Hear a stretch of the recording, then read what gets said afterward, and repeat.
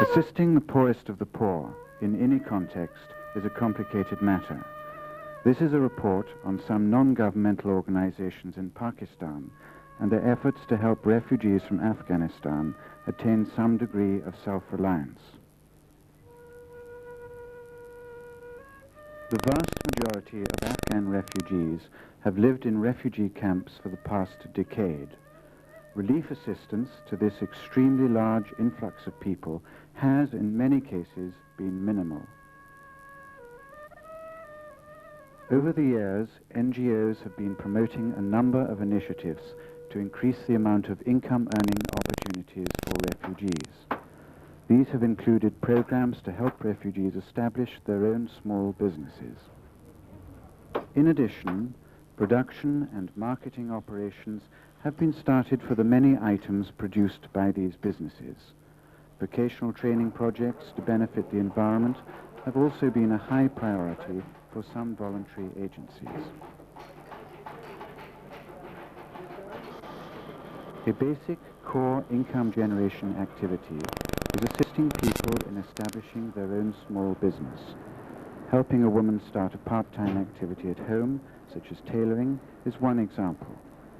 Aiding a man in establishing a workshop in his local bazaar, and perhaps employing a young relative as his assistant, is another.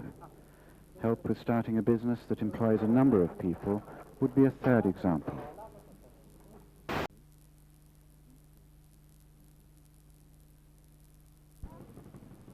Providing a craftsman with a toolkit, either as a grant or on credit, would be an example of a single input approach. In this case, the craftsman already has the skill and the knowledge to set up a workshop. He just lacks the resources to start his own business.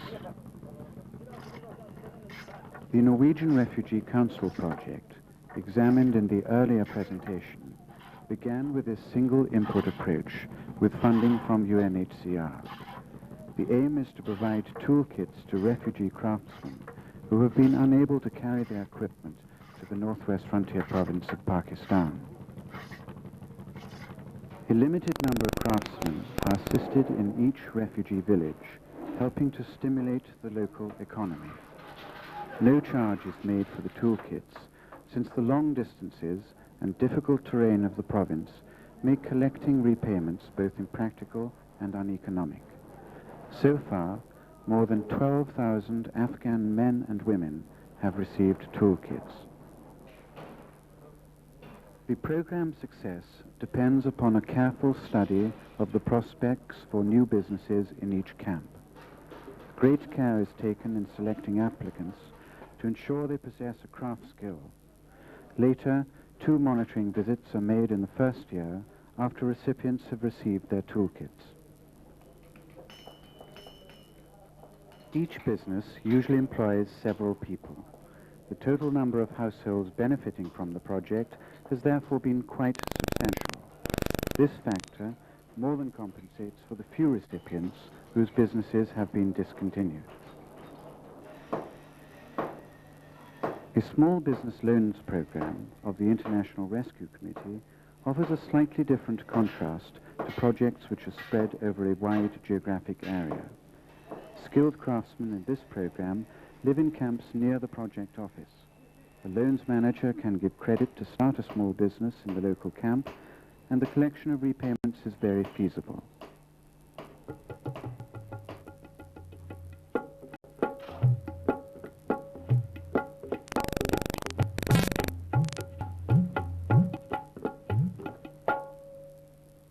Most Afghan refugee families rely on their men's unskilled work as laborers on construction sites and farms to provide the family with a cash income. What then is the rationale for these various income generation programs? The answer lies in the fact that while refugees have access to the labor market in large towns or agricultural areas, many families are without an able-bodied breadwinner. In Afghan society, this includes families headed by a disabled or elderly man or by a widow, since Afghan women must respect purdah and stay at home. Income-earning programs which are specifically designed for people and are directed at them can go a long way in combating their poverty and distress.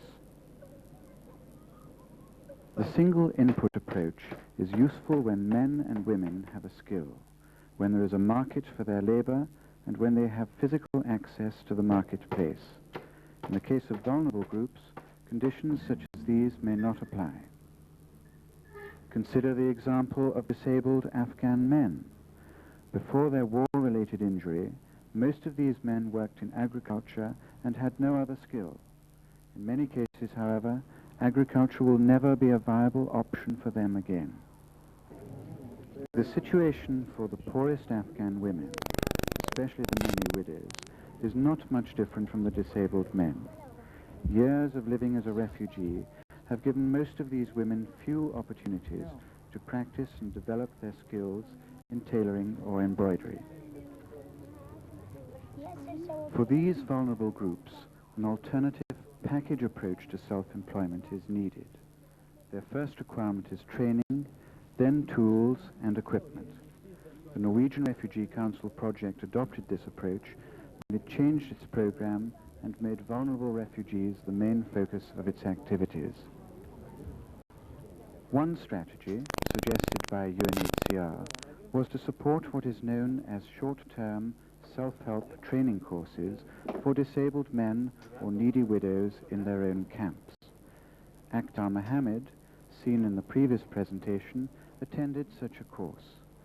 The classes are taught part-time by a craftsperson from the community with technical assistance, materials and tools provided by the project. Those who successfully complete the course receive the sewing machine or other tools they have used during their training. After the training is finished, the project team then moves on to another camp.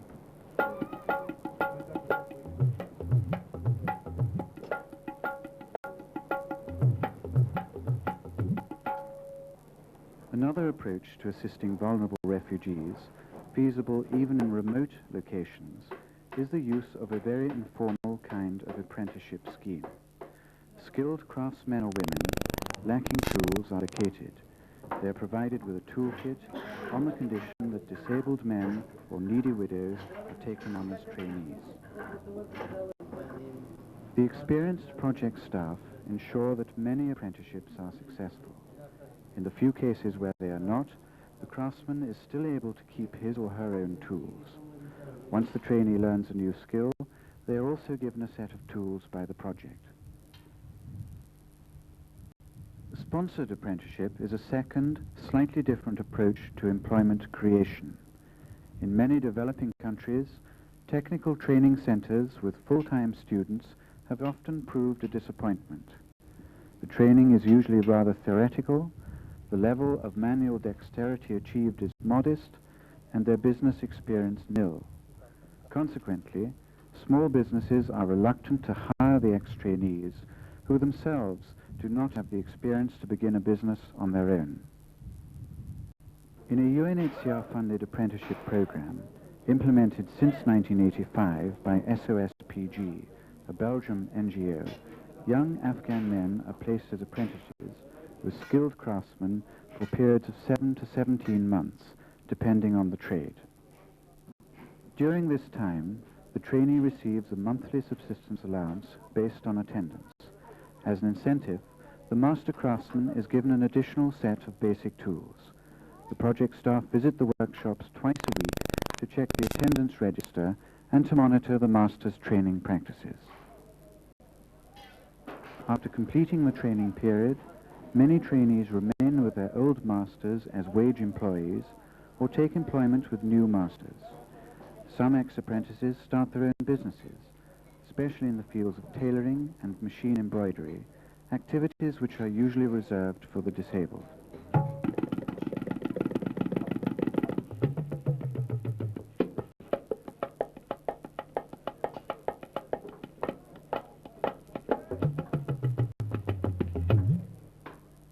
A third, slightly different, sandwich-type approach has been used successfully by Catholic Relief Services in the southwest Pakistan province of Baluchistan. Their program provides alternating training each month between the classroom and the bazaar for a period of 10 months.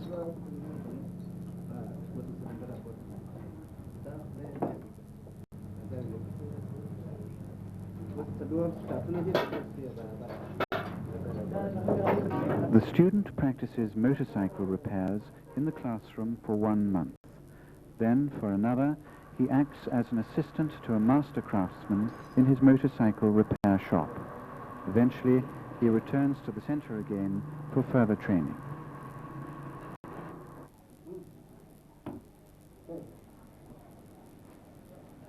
Students in this welding class are learning basic metalworking techniques in the classroom.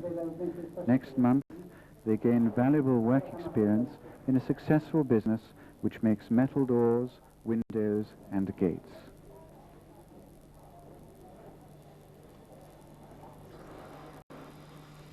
These 3 types of apprenticeship program provide training in many locations and in a wide range of trades. And, unlike graduates from vocational training centres, these apprentices know the day-to-day technical and business practices of the bazaar. They are able to begin their commercial work in their community, where they are known by business people and customers alike.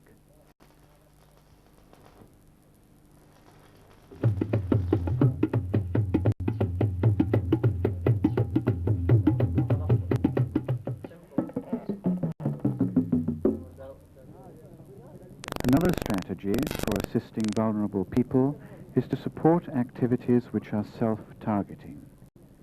Self-targeting trades are usually those which only appeal to someone who is especially poor. Public work schemes or training in low-status occupations, such as baker or a barber, are typical examples of programs which are self-targeting on the poor.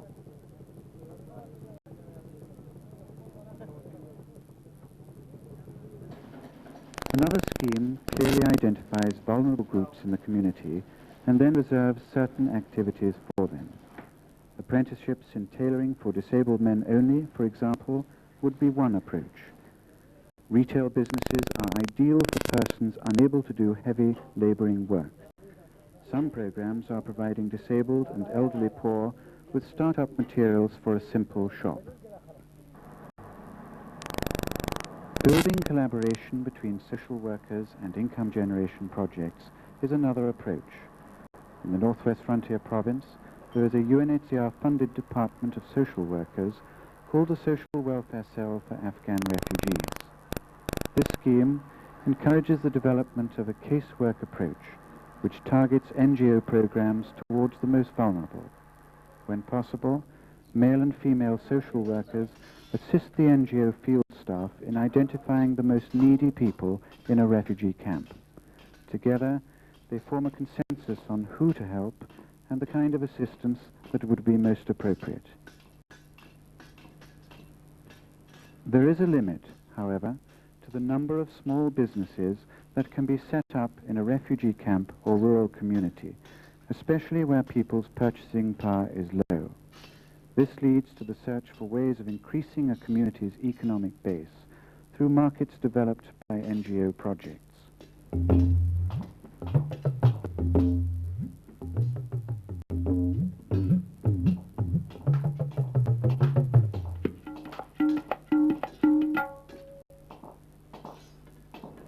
Private sector markets are usually open for NGO projects to exploit.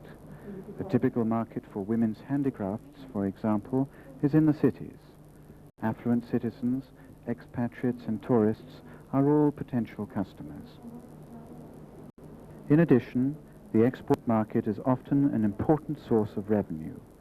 The NGO Ockenden Venture have exported their handicraft items so successfully, UNHCR funding has not been required for several years. However, the marketing of handicraft products is not as easy as it seems. A major difficulty for new producers is learning to cater for the demands of distant markets. In particular, they must produce handicraft items which are of a standard shape, size, and often decoration, and they must be without flaws or stains. Another factor is the limited market for these products. There are many women who have the same traditional skills, but unfortunately they cannot all be helped at once. One solution to this dilemma is to develop new uses for traditional skills. In many Afghan women's handicraft programs, traditional embroidery using the design of fine geometric patterns is now used to make panels to decorate matching scarves and skirts, beautiful cushion covers, table linen, and so on. These products are then sold to domestic and overseas markets. Why do the producers receive a wage from the project for their embroidery, threadwork, or basket work instead of being helped towards self-employment? The answer, in the case of rural producers, is both economic and... Women handicraft producers offer a clear example. Afghan women usually lack both the capital and the mobility which is necessary to obtain the required quality of cloth and thread for an export market. Due to purdah restrictions, women living in the camps are limited in their ability to travel much beyond a nearby group leader's house or women's handicraft center.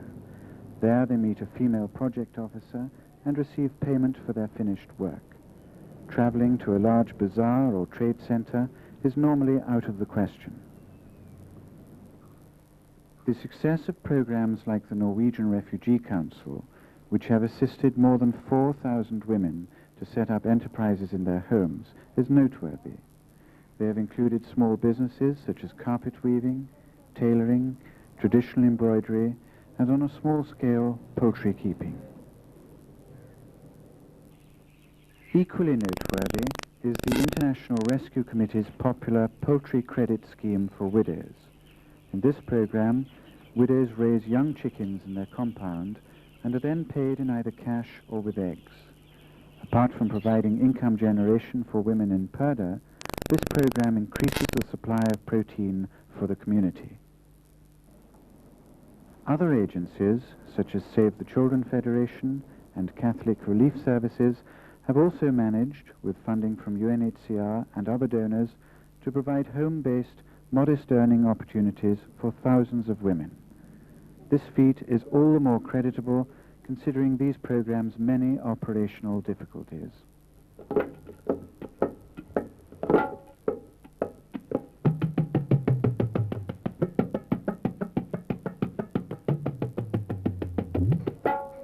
Creating outside markets for NGO-supported small businesses is one income generation strategy. A second, quite different approach to market expansion is channeling orders from large institutions to small-scale producers. For example, the International Rescue Committee has obtained orders from organizations requiring gabions for use in Afghanistan. Gabions are box cages made with netted wire filled with rocks and used for erosion control and irrigation works. In 1990 alone, the International Rescue Committee employed 900 families on this work. The committee also established an efficient printing press operation. The program turned an initial modest investment by UNHCR into a profitable business. This business is now able to support other, less profitable income generation projects. Management of these types of projects and coping with large institutional orders is often not an easy task. Marketing opportunities are constantly changing, and new activities must be sought out when markets shrink.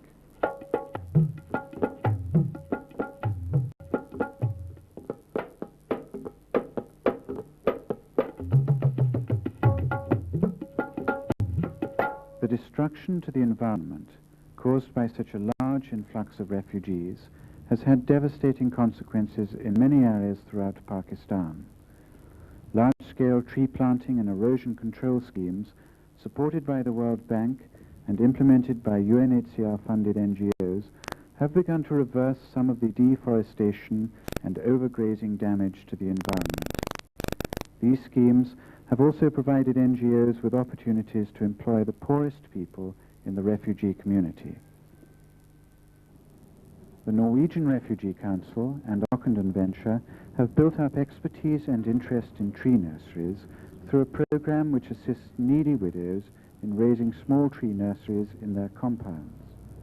Once the tree seedlings have reached a proper size, they are then sold to the Pakistan government's forest department for planting. Reforestation programs often have to contend with problems associated with land ownership. The International Rescue Committee has produced a partial solution by developing and operating on a large scale their own tree nurseries. Young shade and fruit trees are distributed annually to refugees in a number of camps. The trees are planted in and around the compounds of refugee homes.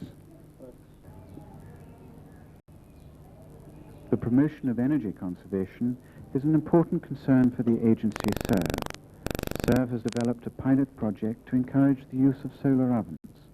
The staff have designed, engineered and tested new oven models at their factory. Solar ovens are sold to refugees in the Northwest Frontier Province and in Baluchistan at a price which is subsidized by UNHCR. Another agency, the PAC German Domestic Energy Saving Project, has developed fuel-saving wood stoves for cooking, baking and heating. The project promotes in particular the use of community bakeries using the fuel-saving ovens they have designed. The program trains people to become bakers. Then they are given loans to cover the bakery's startup costs. The fuel-efficient oven lessens the need for individual families to bake their own bread. This slows the biomass depletion in the surrounding countryside, while at the same time providing employment for poor people.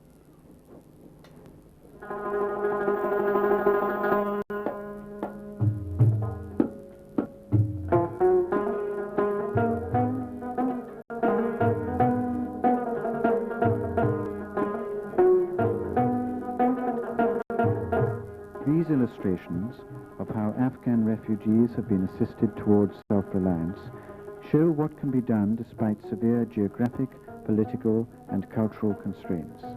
The programs demonstrate the importance as well as the feasibility of targeting assistance to the neediest persons in a community while at the same time making the best use of limited resources. The considerations in implementing these income generation programs are many. The target population is refugees, but hopefully these examples will be of use to managers in other organizations and geographic settings, with similar aims of helping the most vulnerable members of society break the cycle of poverty with dignity and with pride.